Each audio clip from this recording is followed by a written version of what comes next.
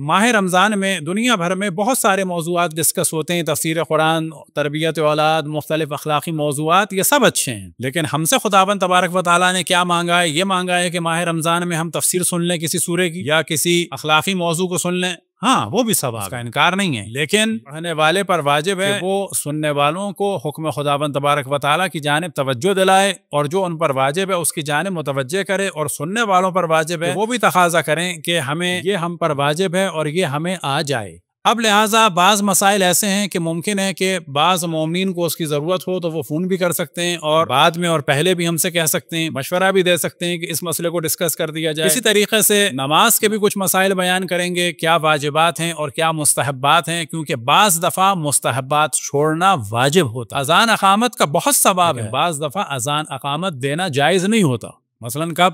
کسی کے ذہن میں ممکن ہے سوال آئے تو ابھی حل کر دیں، اگر فقط 5 منٹ یا 2 منٹ رہ گئے ہوں نماز میں، اگر ہم اذان اور اقامت میں لگ جائیں تو نماز قضا ہو جائے، اگر ہم طویل دعائے قنوت میں لگ جائیں تو نماز قضا ہو جائے گی، اگر ہم مستحبات نماز میں لگ جائیں تو نماز قضا ہو جائے گی۔ پس ضروری ہے کہ ہم مستحبات اور واجبات کے بارے میں جانتے ہوں، اور ہمیں پتا ہو کہ کب مستحبات کو انجام دینا ہے اور کب مستحبات کو انجام نہیں دینا۔ دروازے پہ وہ کھڑا ہے، لینے کے لیے آیا ہے ہمیں، ہم آرام سے نماز پڑھ رہے ہیں، اللہ اکبر اللہ اکبر اللہ اکبر، خضوع و خشوع کے ساتھ، یہ وقت خضوع و خشوع کا نہیں ہے، کیونکہ کوئی انتظار کر رہا ہے، جلدی سے نماز پڑھی، اس کو پہلے بتا کے معذرت کر کے اللہ اکبر اور واجبات کو انجام دیا تاکہ کسی کو مشکل نہ ہو۔ تو انشاءاللہ یہ موضوعات رہیں گے، اور پھر ہم توجہ دلائیں کہ یہی واجب ہے ہم پر بھی کہ ان کو بیان کیا جائے۔ اب اس وقت فرض کریں ہم سورہ یوسف کی تفسیر بیان کر دیں اور نیچے بعض لوگوں کے غسل صحیح نہ ہو، وضو صحیح نہ ہو، 30 کے 30 روزے باطل ہو جائیں، کس کی ذمہ داری ہے؟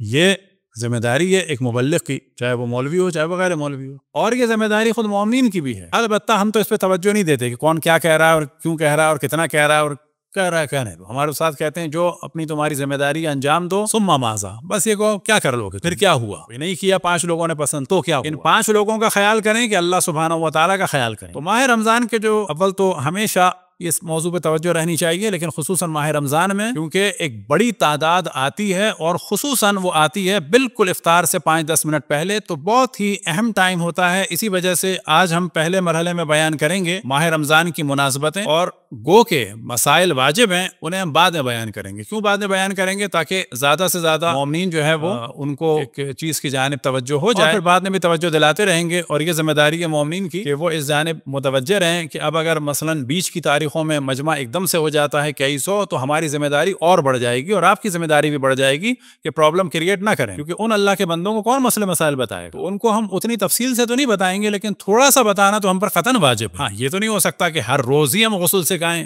لیکن ہم اتنا کہہ سکتے ہیں کہ ہاں بعد میں جو ہم سے سیکھنا چاہے ہم سکھا دیں گے، اس کو غسل بھی بتا دیں گے، وضو بھی بتا دیں گے، مسائل بھی بتا دیں گے، لیکن ہر نئے ایک دن آنے والے ایک فرد کے لیے تو پورا کا پورا دوبارہ ریپیٹ نہیں کرتے۔ ماہ رمضان کی مناسبتوں میں صدیوں اور سالوں کے اعتبار سے بڑی تیزی سے ہم ڈسکس کرتے ہیں، اور اتفاق سے پہلے ماہ رمضان کی مناسبتیں زیادہ ہیں، بعد میں ذرا کم ہوں گی، تو انہیں ہم تیزی سے ڈسکس کریں۔ ان میں سے پہلی جو مناسبت ہے ٹائم کے اعتبار سے، وقت کے اعتبار سے، وہ ہے صحف حضرت ابراہیم کا نزول۔ صحیفہ کہتے ہیں ورقے کو، اور بعض دفعہ صحیفہ جو ہے کتاب کو بھی کہا جاتا ہے، اور اس کی جمع جو ہے وہ ہے صحف، اور صحف جناب ابراہیم کا ذکر قرآن مجید میں بھی ہے، خصوصاً سورہ اعلیٰ میں، کہ جہاں پر ذکر ہوا صحف ابراہیم و موسیٰ، ان ھذا لفی الصحف الاولی صحف ابراہیم و موسیٰ۔ اب یہاں پر ڈسکشن کیا جا سکتا ہے کہ صحیفے کی جمع ہے صحف، آیا یہ پورے کے پورے صحف ہی پہلی ماہ رمضان کو نازل ہوئے؟ بظاہر یہ لگتا ہے کہ نہیں، کیونکہ مختلف صحف ہیں، بعض جگہ روایتوں میں بیان ہوا 10، بعض جگہ بیان ہوا 20، ممکن ان میں سے بعض جو ہیں ماہ رمضان کی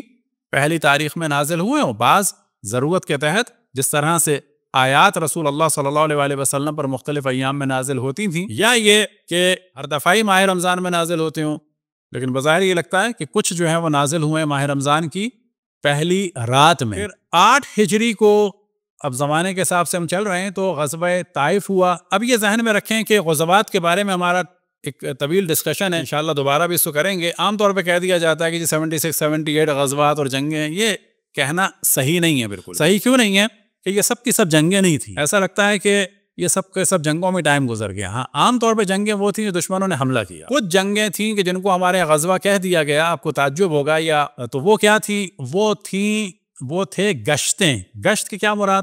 کہ دشمن ایک آ رہا تھا تو یہاں سے رسول اللہ صلی اللہ علیہ وسلم نے حکم دیا کہ فوج تیار کرو اور پورے اس علاقے میں گشت کرو تاکہ دشمن کے اوپر ایک رعب پڑے.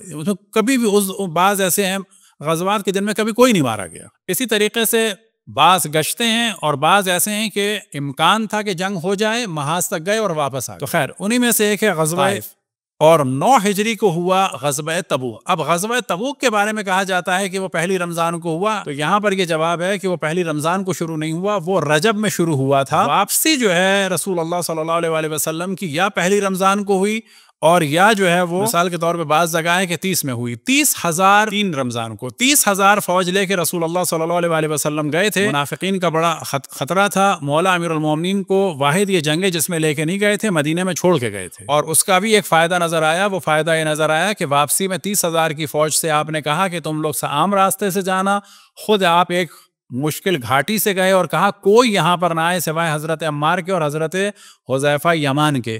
اور یہ وہ موقع تھا کہ منافقین نے رسول اللہ صلی اللہ علیہ وسلم کو قتل کرنا چاہا.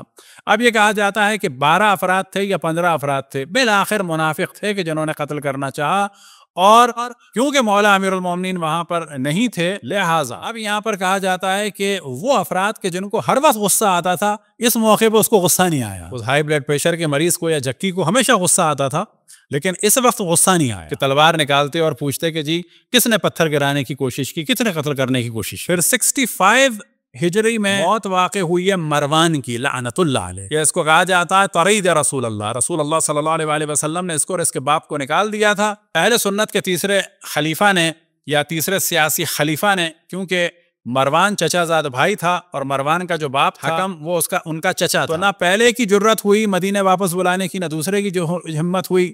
ان موصوف نے، کیونکہ یہ بنو امیہ کے تھے اور ان کے قتل کی وجوہات میں سے ایک وجہ یہ بھی تھی کہ مروان کو اور اس کے باپ کو نہ فقط یہ کہ بلایا بلکہ عہدے دیے، اور وہ فتق جو جناب سیدہ سلام اللہ علیہا سے خلیفہ اول نے چھینا تھا اور کہا تھا کہ یہ صدقہ ہے اور بیت المال میں جائے گا، اور یہی روش رہی دوسرے خلیفہ کی. لیکن تیسرے خلیفہ نے یہ فتق اٹھا کے دے دیا تھا مروان کو. لہٰذا یہاں پہ ہمیں سوال کرنا چاہیے کہ پہلے 2 کی روش صحیح تھی یا تیسرے کی صحیح تھی. ہمارے حساب سے وہ تینوں کی غلط ہے، لیکن سامنے والے سے گفتگو ہوتی ہے تو کہا جائے گا کہ یہ صحیح تھے یہ صحیح تھے. بالآخر یا 2 چھوڑنے پڑیں گے یہ چھوڑنے پڑیں گے. اور مدینے کی ساری منڈیاں اور بازار دے دیے تھے حارث بن حکم کو کہ جو ان کا چچا زاد بھائی تھا اور مروان کا بھائی تھا. فتق اٹھا کے دے دیا مروان کو، اور افریقہ کا 5 لاکھ خمس سالانہ مروان کو دیا جاتا. یہ وجوہات تھیں. البتہ فتویٰ تھا قتل کا جناب عثمان کے لیے جناب عائشہ کا، کہ وہ فرماتی تھی اقتلوا ناصر فقط کفر، کہ یہ لمبی داڑھی والا یہودی کافر ہو گیا، ایسے قتل کر دو. ناصر لمبی داڑھی والا یہودی تھا، اس سے نسبت دیتی. تو مروان مرا ہے 65 ہجری میں. 145 میں قیام کیا تھا ہارون کے زمانے میں ابراہیم بن عبداللہ بن حسن مجتبی نے، بصرے میں قیام کیا تھا. اور پھر جو شہادت ہوئی تھی جناب عبداللہ اشتر کی، جن کی قبر کراچی میں ہے، وہ اسی کا سلسلہ تھا. اس کے بعد وہ شہید کیے گئے تھے، معذرت ہارون کے زمانے میں نہیں، منصور کے زمانے. 200 ہجری میں ہارون نے امام رضا علیہ الصلوۃ والسلام کو اپنے جرائم پہ پردہ ڈالنے کے لیے ولی عہد بنایا تھا. وہ جرائم کیا تھے؟ کیونکہ وہ اپنے بھائی کو قتل کر چکا تھا کہ جو عرب ماں سے تھا، امین، اور یہ ایرانی ماں سے تھا. تو اس زمانے میں عرب اور ایرانیوں کی ایک بحث چل گئی تھی، اور ساتھ میں پورے بنو امیہ بنو عباس بدنام ہو گئے تھے، کیونکہ ان لوگوں نے حکومت حاصل کی تھی اور نعرہ لگایا تھا الرضا من آل محمد. آل محمد کی خوشنودی کے نام پر بنو عباس نے فوجیں جمع کی تھی بنو امیہ کے خلاف، اور جب پاور آ گئی تو انہوں نے خود اہل بیت پر اتنا ظلم کیا کہ بنو امیہ کا ظلم کم لگنے لگا. اب کیونکہ یہ بنو عباس کے لیے بدنامی کے موضوعات تھے، خصوصاً بنو عباس کے لیے کہ تمہارے باپ دادا نے حکومت حاصل کی اہل بیت کے نام پہ، ان کو پھر تم نے قتل کیا. امام جعفر صادق علیہ السلام کو قتل کیا، پھر امام موسیٰ کاظم علیہ السلام کو ہارون نے جیل میں رکھا. اب مامون یہ چاہتا تھا کہ امام رضا علیہ السلام کو ولی عہد بنا کر یہ ظاہر کرے کہ میں دشمن اہل بیت نہیں، اور میں عربوں کا دشمن بھی نہیں ہوں، کیونکہ یہ بھی عرب ایرانی ماں سے تھا اور یہ قتل کر چکا تھا اپنے بھائی امین کو، اور نہ اس کو غسل دلوایا نہ کفن دلوایا، قتل تو کروایا. اس کے بعد پہاڑ کھائی میں اس کے جنازے کو پھینکوا دیا. کس نے؟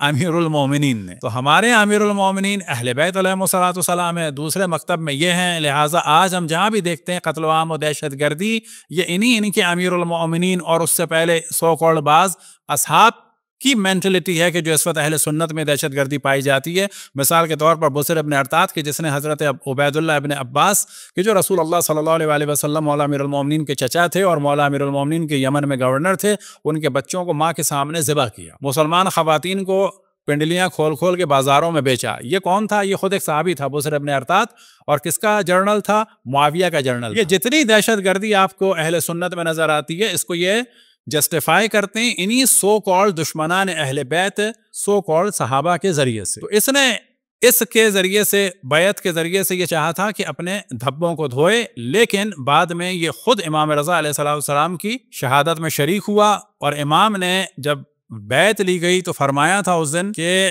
ظاہر ان کو دھمکی تھی قتل کی، تو امام نے اس وقت کو مناسب جانا اور مناظرات کیے. اور دوسرا کام یہ کیا کہ آپ نے فرمایا کہ میں کسی کو کسی منصب پر منصوب نہیں کروں گا، کسی کو کسی منصب سے ہٹاؤں گا. آج کتنے بجے ہے نماز؟ 8:14 نا.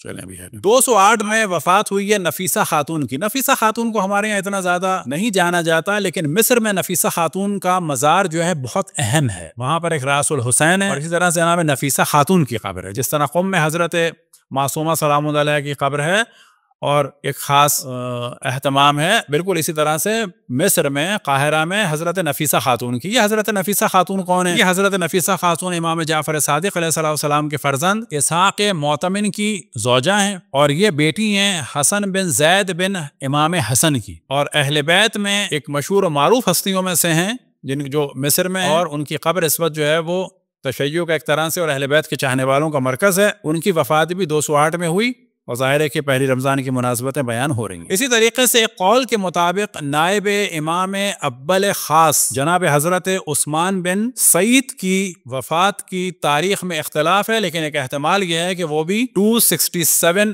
سے لے کر 280 تک کے درمیان اقوال ہیں، اور دن جو تھا وہ پہلی رمضان کا تھا ایک قول کے مطابق. 427 میں وفات ہوئی ہے بو علی سینا کی. بو علی سینا جو اپنے زمانے کے مشہور ترین عالم فلسفی تھے اور فزکس دان اور طبیب تھے. پہلے وہ اسماعیلی تھے اور بعد میں آل بویا کے زمانے میں وہ اثنا عشری ہو گئے تھے، لہٰذا ان کا رسالہ اثنا عشریہ بھی ہے. وہ ائمہ اثنا عشر کو ماننے لگے تھے. اب جو ہمارے دشمن ہیں وہ بعض دفعہ کوشش کرتے ہیں کہ ان کی شیعت کو چھپائیں، اور بعض دفعہ جب ذکر کرتے ہیں تو کوشش کرتے ہیں کہ ان کو اسماعیلی بتائیں تاکہ اثنا عشری جو شیعہ پاکستان میں ہیں ان کا مورل ہائی نہ ہو. بالکل ویسے ہی جیسے قائد اعظم کے بارے میں کوشش کرتے ہیں کہ ان کو اسماعیلی بتایا جائے جبکہ وہ اثنا عشری تھے. 654 میں معتصم کے زمانے میں مسجد نبوی میں آگ لگ گئی تھی، جس سے پوری مسجد نبوی جل گئی، چھتیں وغیرہ سب کچھ ختم ہو گئی. 1420 میں یعنی تقریباً اب سے 24 سال پہلے وفات ہوئی. نجف میں ایک مدرسہ بنایا تھا،